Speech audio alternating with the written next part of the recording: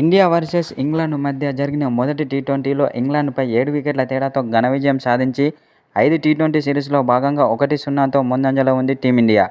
అయితే టీ20లో టీమిండియా ఆటగాళ్లు చాలా అద్భుతంగా రాణిస్తున్నారని ఆస్ట్రేలియా మాజీ స్టార్ ప్లేయర్ అయిన ఆడమ్ గిల్క్రిస్ట్ ఓ సోషల్ మీడియా ద్వారా తెలిపాడు.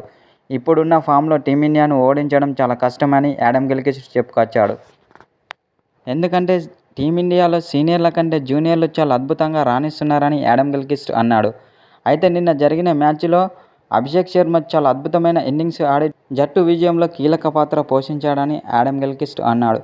ఇలాంటి ప్లేయర్ను నా క్రికెట్ చరిత్రలోనే చూడలేదని ఆడమ్ గిల్క్రిస్ట్ చెప్పుకొచ్చాడు. అతను సిక్స్లు కొడుతుంటే మాత్రం ఇంగ్లాండ్ బౌలర్లు చెమటలు కక్కారని అన్నాడు. ఇలాంటి ప్లేయర్ జట్టులో ఒక్కరుంటే మాత్రం ఆ జట్టుకు తిరుగుండదని ఆడమ్ గిల్క్రిస్ట్ ఓ సోషల్ మీడియా ద్వారా చెప్పుకొచ్చాడు. అనంతరం అభిషేక్ శర్మ బ్యాటింగ్పై ప్రశంసల వర్షం కురిపించాడు.